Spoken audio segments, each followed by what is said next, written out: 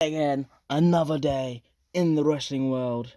It is another day of wrestling. It's now time for AEW Collision review. And starting off, before the review of the Collision, while I was watching it, I noticed that obviously the collaboration with the Esports Stadium, obviously owned by Esports, for the next 6 weeks there will be all collisions in the Esports Stadium. And I thought this arena is really cool. If you have you watched someone's entrance from like AAA, Cinema, they look very cool. The camera faces the same way as their entrance. It looks really cool. You have to actually look over a picture. The actual stage looks better than the one they have right now for Dynamite, which I think they should keep this a permanent thing because it actually looks really cool. But that's it. Getting into the review, opening match, the Beast Mortos versus Darby Allin. Yeah, this match surprisingly really good because last time Mortos was in that AEW ring, he had a match against Ray Phoenix. In my opinion, it was alright. Last time he was in the ring. This time, it was better. I really like it. Instantly starting off the match, since he's massive, he just destroyed Darby Allin, got him up on the top rope. He did that power slam off the top rope, got him up on the top rope again. Obviously, Darby Allin was able to get off of it, and then he did a frog splash. Obviously, yet again, he's called the Beast, so he catches him power slam. And a really cool bit in this match, it was about 5 minutes of what I just said. Mortos got Darby Allin up into a power slam. He raised him up and just chucked him. Landed right on his chest. But eventually, after that painful Darby Allin, what he just went through, he was able to pick up the match with the coffin drop off the top rope because he was able to counter another power slam. So, the coffin drop on the back, easy dub. I rate this match 3 stars. It's probably like the first Darby Allin match I've actually rated. Because, yeah, it is, yeah. Then right after that, Darby Allin had a promo, obviously. He's in Blood and Guts. But obviously, so because of that, he called out, the Elite, but he specifically called out Jack Perry because of what he did to him, specifically in the Stadium Stampede match. And obviously, now in Blood and Guts, his realm, I guess, Darby Allin's realm, he's now going to single-handedly win the match for Team Elite, and he wants to make it worse for the Elite and Jack Perry because he wants to pin basically Jack Perry.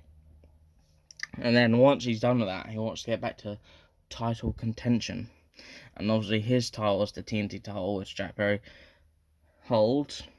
And so because of that, since he knows he's going to beat him, he deserves to be the number 1 contender. So he called him out for AEW All-In for the TNT title. So we now could get a TNT title match with Darby Allin, Jack Perry, which I don't think we're going to get. I kind of hope we do get. That would be really good. Then after that, we got the Acclaim promo, obviously yet again in Blood and Guts. And they're going to do a normal rap thing, but Billy Gunn instantly stopped him because it's Blood and Guts, you have to be serious. So he told him, stop to be rappers and you have to be the best wrestlers alive, which is their catchphrase, obviously. So he told him you have to go out there, stop the rapping and just wrestle. And hopefully get the W and actually, I guess, save AEW from the EVPs. And then after that, we got Hikaru Shida versus Skye Blue, which, sadly, in this match, it started off well, couple strikes. Skye Blue went out on the outside. She got a suicide on, but when she went to catch Hikaru Shida, she landed on her knee. So because of that, she got injured. The match was called off due to a referee stoppage, obviously injury. It's sad that she's only just made the return to AEW about 2 weeks ago because she was in Ring of Honor. Now she's back, and now she's got probably a really bad injury because they're trying to figure out if they're gonna stop the match, they're gonna continue it for about 5 minutes. So match ended up getting called off because of the injury. So there's no star rating for that match because you can't really rate a match for 2 punches. And then after that, we got a return of Lance Archer to AEW. And since he is making a return, he wanted to make a mark and everyone to know who he is. And so he beat the hell out of about 5 guys. And he said he's back for title contention. So, yeah, again, another possibility for All In. That's why there's probably have to be multi-man matches for this show. Because you now got Darby Allin, Lance Archer, all going for titles. So, he's Lance Archer with the return, beat up everyone. That's really it. And then after that, we got Tony Nese, Rey Fenix. Rey Fenix's second match, by the way, of the week. Yeah, again, another person what could be going for title contention. Obviously, the match started off before the match, before Rey Fenix's entrance. Tony Nese came out and said that they've struck a deal that they'll willingly choose one person to join the Premier Athletes, which is all Texan. Everything's meant to be bigger in Texas. It's not like the cars, houses, it's the people. So everyone's fat there, basically. And he was going to offer a contract to one person so they couldn't be fat anymore. And then Rey Fenix ended up coming out, saving the day. Just beat the shit out of Tony Nese, really. And then every time Ari Daivari, Josh Woods trying to get in, Rey Fenix just jumped them, basically. It was a good match. Rey Fenix ended up winning with a really good frog splash. It was across the whole ring. It was really good. I actually thought it's probably the best frog splashes I think I've ever seen. And Rey Fenix ended up picking the win. Better match than the opening match. I was going to rate it 3.5 stars. It was really good. Again, a lot of momentum for Rey Fenix. As I said, he's now got 2 wins this week. One in a tag match, one in the singles. So, when you think about it, that means he could actually go for the tag, single style. So, that's why we're going to need a multi-man match for one of these single styles All In to get all these people on the card, what they rightfully deserve. After that, we got FTR Promo. And obviously, it's basically the return promo.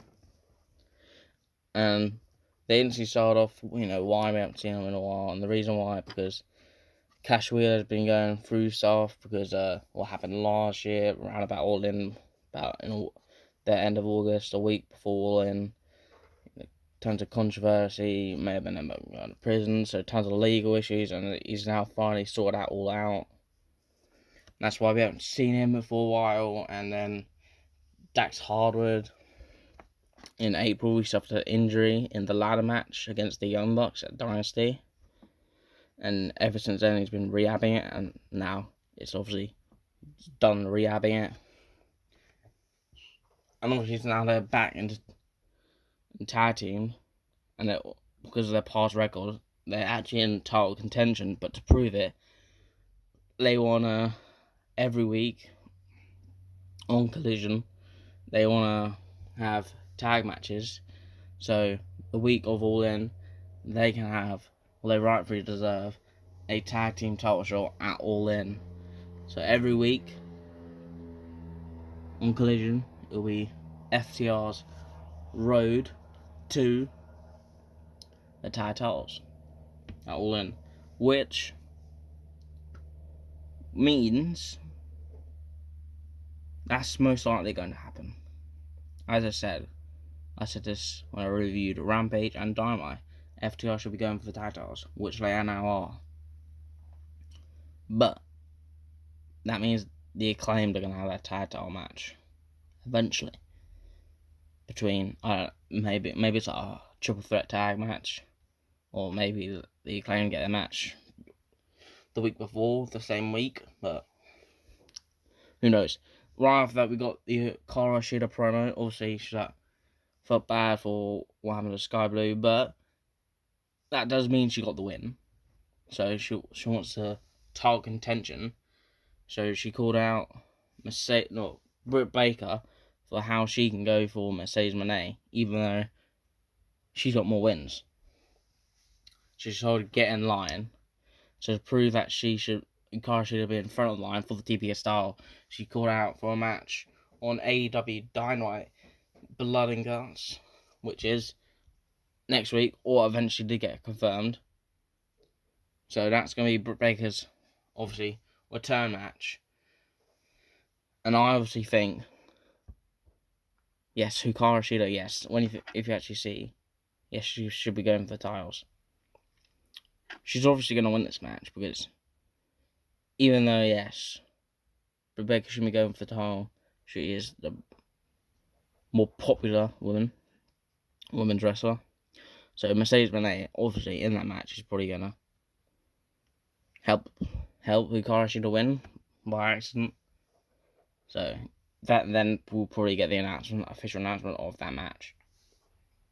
And then right after that, we got Tomohiro Ishii vs Roderick Strong.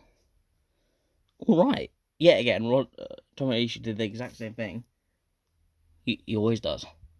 Every time you do a chop, elbow strike, he eats it. That if it's fucking rice.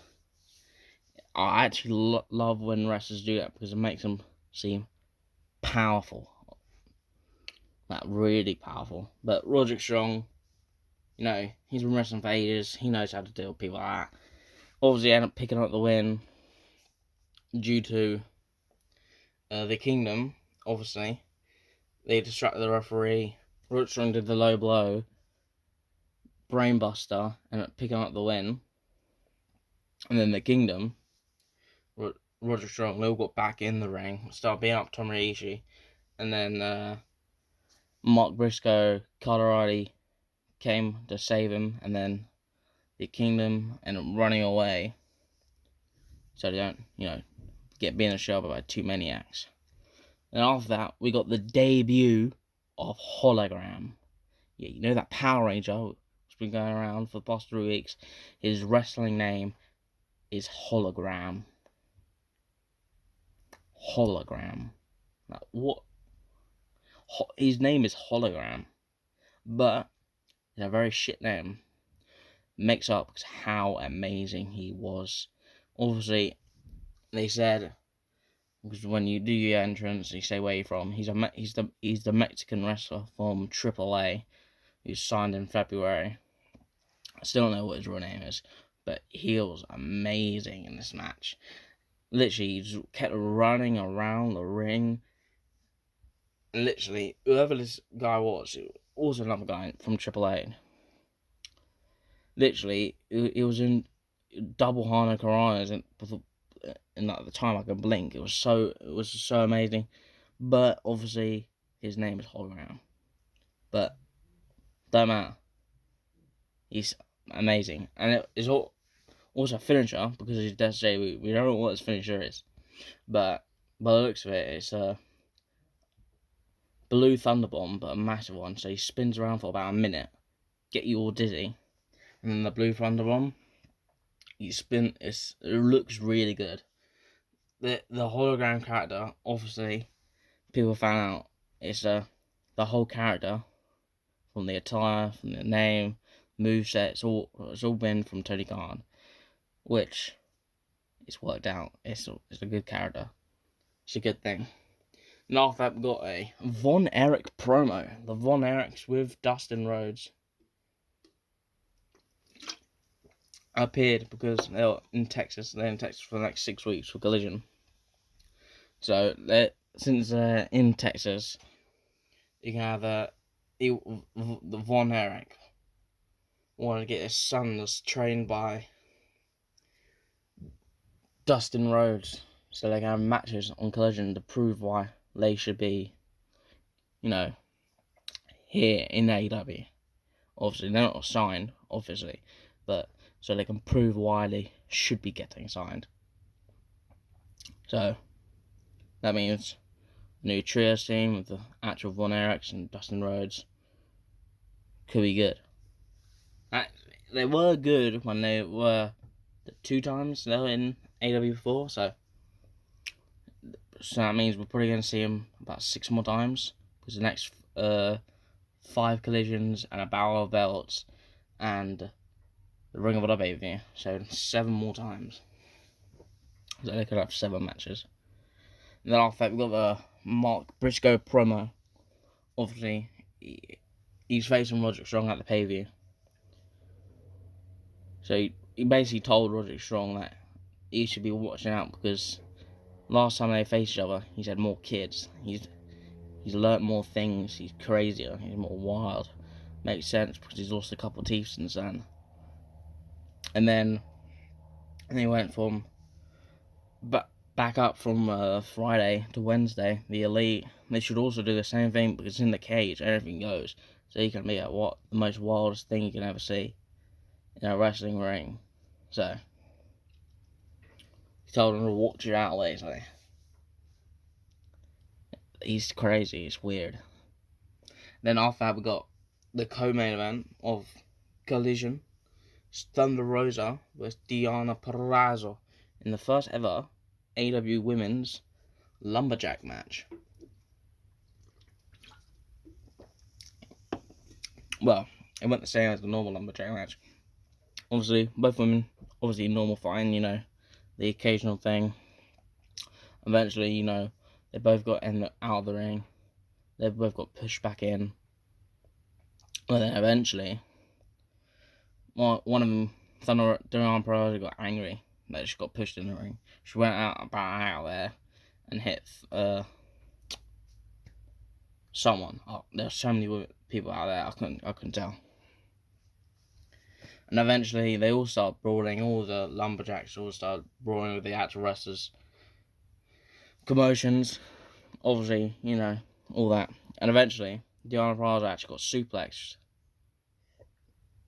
on all the contenders. And then when she was going to get back in the ring, Thunder Rosa did a suicide dive on then all the lumberjacks and Deonna Purrazzo.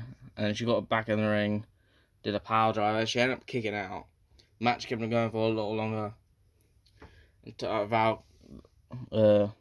Valkyrie ended up handing Deonna Purrazzo a screwdriver, the same screwdriver probably using an Orange Cassidy son.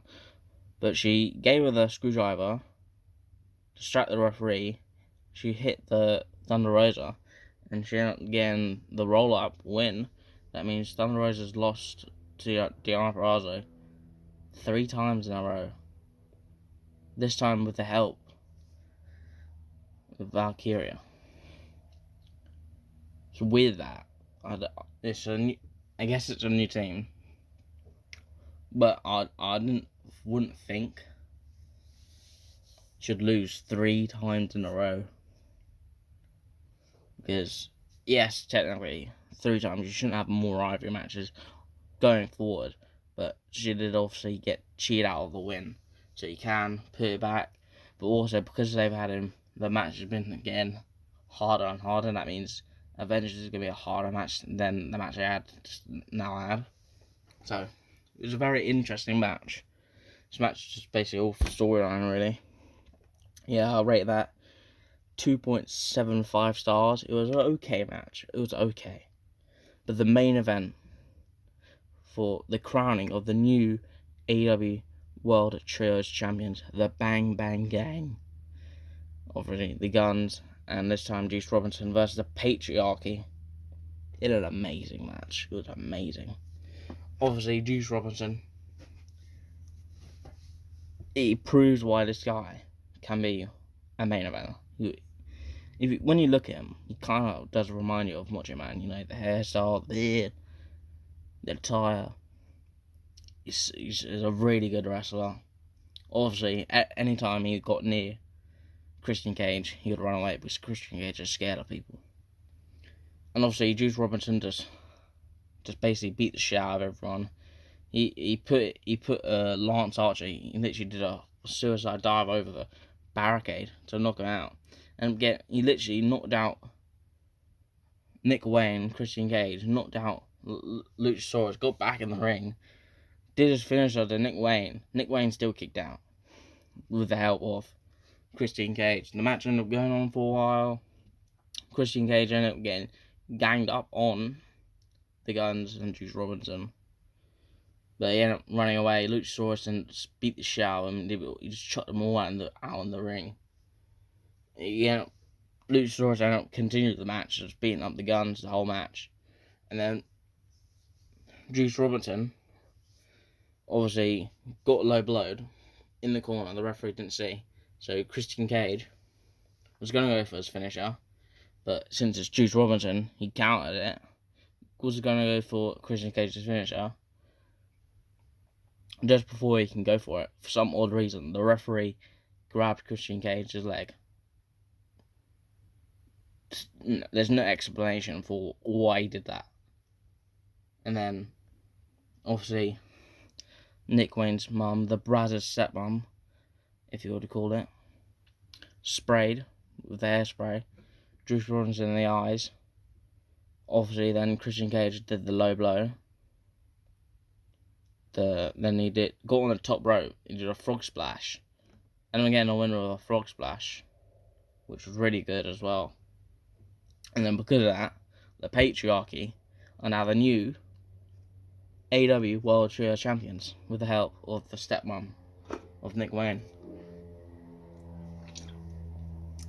And I'm all for the Patriarchy winning titles.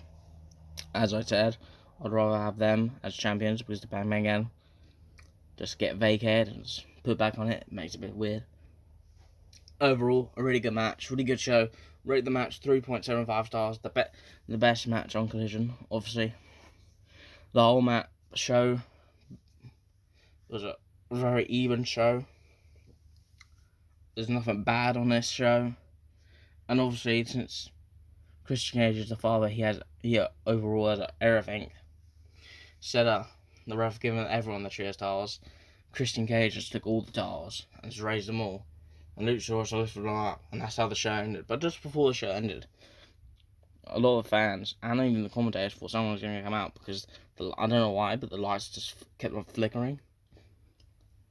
Because during the production, the crew, I think they messed up a lot of times, because that ended up happening throughout the whole show. So I don't know if it's like a teaser, but in the show, Patriarchy winning the Trios Championships. And that's it. Overall good show. Next week, Blood and Guts. So, hopefully more for Allin from then.